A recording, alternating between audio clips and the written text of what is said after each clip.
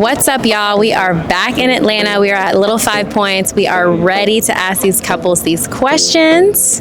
Yeah, I'm excited. I hope you're excited. Today is your time to shine. So yeah, Little 5 Points, show us some love today. Yeah, it's my time, so let's get it. Show me lots of love. So yeah, let's talk to these couples. We're good. Yeah. I'm excited. All right, so how we want to do? All right, here we go. So how long have y'all been together? 2 years. It's almost 2 years, yeah. Year and a half. A year. It'll be 2 years in June. Since October. For about a year and some change, a year and 3 months. Yeah, year and a half. 5 months. Yeah. Something like that. On and off about 2 years. We've been married 27 years. We've actually only been together for 10 days now. Oh, wait, this is what I'm talking about. This is good. Yeah. Fresh couple. Okay, 12 days. 3.5 years, almost 4. What was the most meaningful gift that you have received? And then I'll ask the same for you. It's a super hard question. She's like a gift giver expert for sure. Dad sneaker card, and she got me the limited edition Serena Williams Nike. Oh, that's what's up. 30th birthday, she took me to the Bahamas. I think that was the best gift. Yeah, his first cruise. My first cruise. My favorite. He just got me one today. Oh, I did just get. Oh, okay. What did you get? I used to have hair down to like my backside, and she cut it for me, and that was a very big like transformational moment for myself. Our second date, I guess, because you, out of the blue, just came and visit me. You drove 2 hours, and I wasn't even expecting it. And I think that was a really nice gift that you gave me. Aww, that's so cute. There's a record that I listened to since we were in the 9th grade, and they only pressed 500 of them. And she found one for me. She messaged all of their followers on Instagram and asked messaged 500 people. Asked if she could buy it off of them. And I told her, I said I was going to marry whoever got it for me. The Fendi earrings that I wanted for Christmas. And I don't even know if I ever thanked you for doing that. So Oh, thank you. I really appreciate it. Thanks for thanking me. She got me her favorite book when we first started dating, and I got to learn a lot about her through that. He surprised me with this, and I said that I wanted it. I told him my favorite Beyonce album was B-Day, and I walk out and he just has it in his hand, and I'm like, you listen. He gave me some acorns that like screw off with some like love notes in them. He wrote some like meaningful notes in them. Yeah, that's my favorite. Just every day is meaningful, just being with her. So See, he knows how to answer the question. I mean, mine is kind of similar, but we started out long distance. So like, I got into a car accident one day leaving his place, and he dropped everything. He took off work. He came and got me. He dropped off my totaled car, and he spent the day with me, and I was like distraught about my car. That was really sweet. That meant more to me than any monetary gift I ever received, because he like dropped everything to drive 2 hours to be with me after my accident. For my birthday, she planned a whole surprise party for me, and it was like crazy. Like, I was not expecting it. I came off of work like, oh, we're going to a New Year's party. I'm gonna be late. Da, da, da. I walk in, surprise. I'm like, oh my goodness. Like, everything was like perfect. Like the greatest experience. Remember that time? I wrote you those love notes. He's out of it. See, 8 years. He's in Wonderland. There's lots of couples out here in Little 5 Points. 5 Points booming. I'm liking it. I'm feeling the vibes. In what ways do you think your partner has made you a better person? Oh, okay. Talk to the people. He's a Capricorn, and he's so freaking disciplined. Like, if he says that he's going to do something, he sticks to it, and it makes me stick to it too. Cause so we said we was gonna do Ramadan, and the next day I was like, no, let's do it next week. He was like, no, we doing it today, and I was like, okay, we doing it today. I do that. We doing it today. He's made me more patient and made me really communicate better. And honestly, like every single way, I think like in our relationship, communication has been pretty big, but everyone says that, and then like, you get to the point where you're like, damn, I actually have to make some like skills for real. We have to like make up how to talk to each other and how to be good to each other constantly, and we do that on like a constant basis. So I feel like I don't even talk the same like I did before I dated her. I don't deal with anything the way that I do now because she makes me a better person. Oh God, she totally turned my entire life around. When I first met Kira, I was very inspired by her. Like, we met, spent the night in a hotel room, and she woke up and started like running a meeting the next day. And I was like, damn, this girl has her shit together. I need to get my shit together. He's made me better in every way. I was really fast-paced, and he taught me how to just kind of slow down and enjoy life and enjoy stuff. So that he's taught me patience. He's given me confidence, and he makes me feel good. He tells me I look good. He tells me he loves me all the time. And yeah, it's made me a more confident person, definitely. With her is probably just her care and thoughtfulness and like attention to details. I feel like women kind of have, you know, it's the masculine and the feminine, so women have that we don't have, so you kind of have to look to that, you know. Sometimes it causes friction, but you gotta have a balance, you know, so she gives me balance. I'd say he's shown me new things. I was in really bad relationships before I met him with other guys, and I don't know, he's just showed me how I should be treated and cared for. Sexually. And she made me more, I think she broadened me more sexually than I was before. I was more conservative. Now it's, you know, yeah, it's more intimate. It's a lot more, yeah. So sexually, I would say she broadened my horizon completely. So. I'll take that. For me, I'd say he's definitely taught me patience and even taught me some things about not being so hard on myself, loving myself in a different way. Like, I always thought that I had a strong sense of self, but I feel like he's made it that much stronger, and just helping me to be more patient and loving with myself, and taking time to like not beat myself up quite as much, and just being overall more considerate. Patience for sure, though. I feel like I have learned much better how to communicate with people who are different from me.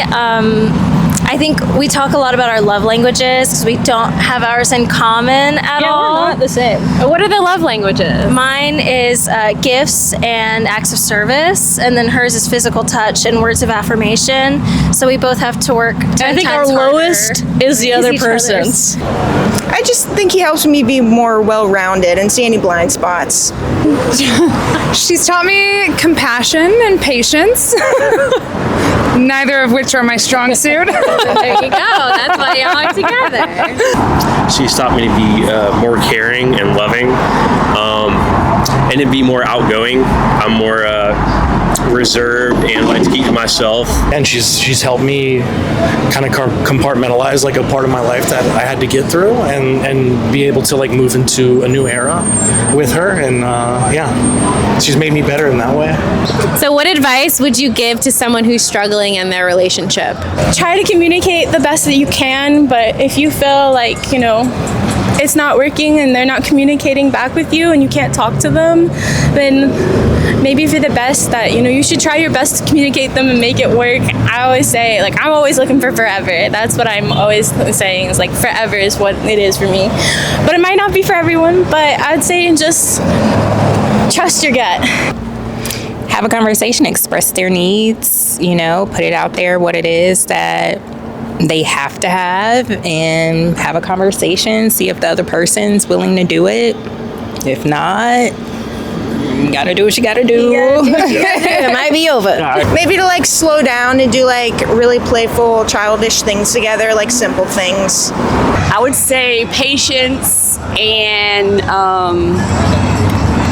communication. That's what I was thinking of. Patience, communications. Communication. Even when it's hard to communicate, just push through it.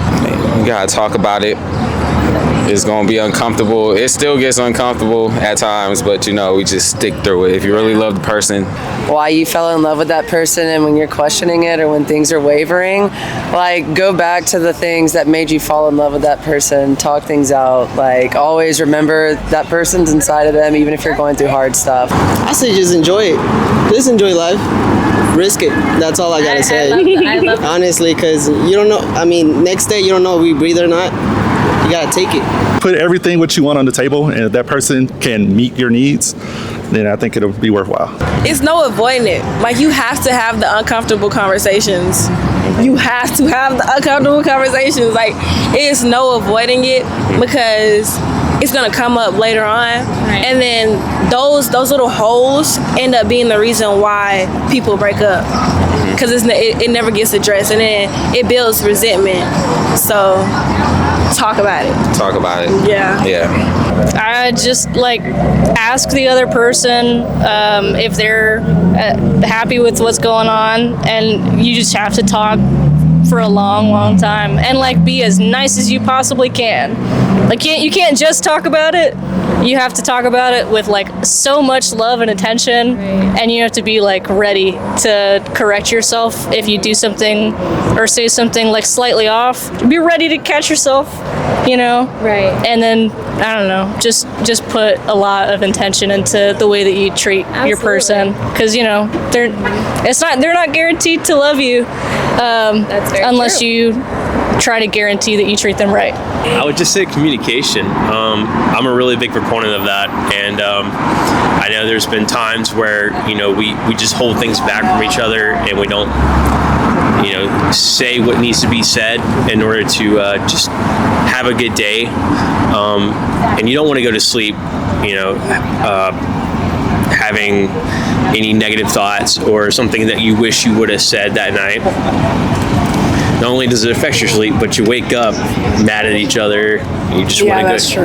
That's another rule. You want to have Don't a nice go to fresh bed start. mad. But yeah, just communication. I think sometimes issues arise in relationships where we're trying to compare ourselves to other relationships that we see or other people's journeys.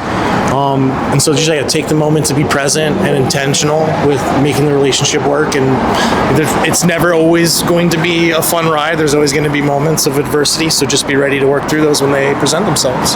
And I think listening is important. I think it's a lost art form. So listening, I'm at 27 years in, I'm still working on that. So listening, and more listening. And I think with listening comes understanding. So I say listening more than anything else.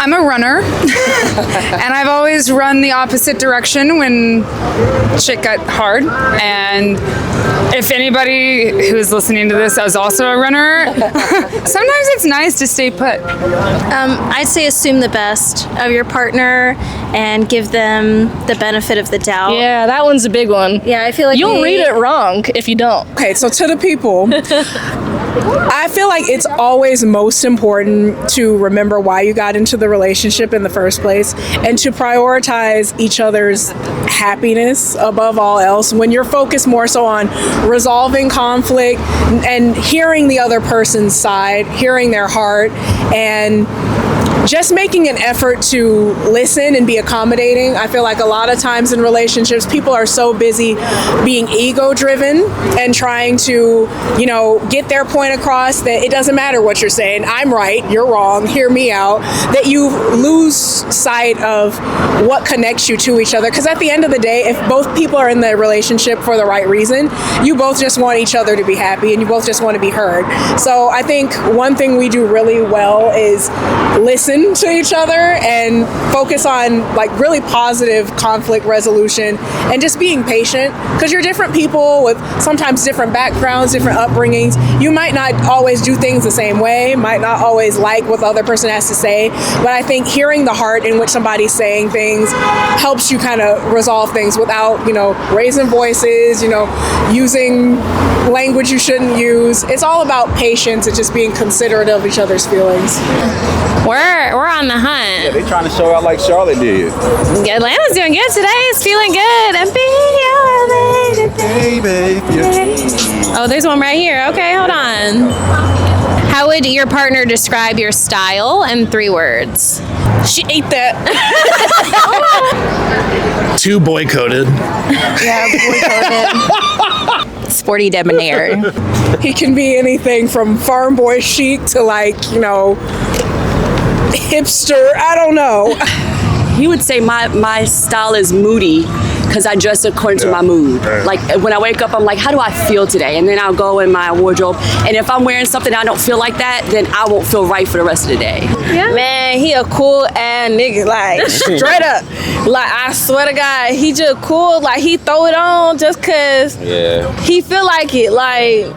He really know how to dress, and I like that. Cute, handsome, and hot. Billie Eilish fit. Alternative Billie Eilish, tomboy. Literal, quirky, and little nerdy. It's a little bit of a nerd, but I like that. I would say she would say my style is suggestive and picky, because I can't buy you Yeah, she can't buy me clothes. So yeah, so it's more picky. Her style is definitely Whitley from Different World. Like every day she goes to work, she looks like Whitley. So that's classy, sophisticated. Heels, pearls, things like that. So that's her swag. Her swag is definitely Whitley from Different World. Mask lesbian dream. Look at that. Yay! I love it. Okay, bright pink and I don't want to say extravagant. I'd say more so. Extravagant. I'll take that. All right, we got bright pink and extravagant. It's giving, honey. Beautiful, charming, and gorgeous. Eccentric and like bubbly and like a fairyland, that's Eccentric, bubbly fairyland. Yes, that's what I get. That's what I Very get. bright But she's colors. magical, that's the word. That is it for the day with Couples Unscripted Street Talks. We had a great time at Little 5 Points. Y'all welcomed me with open arms.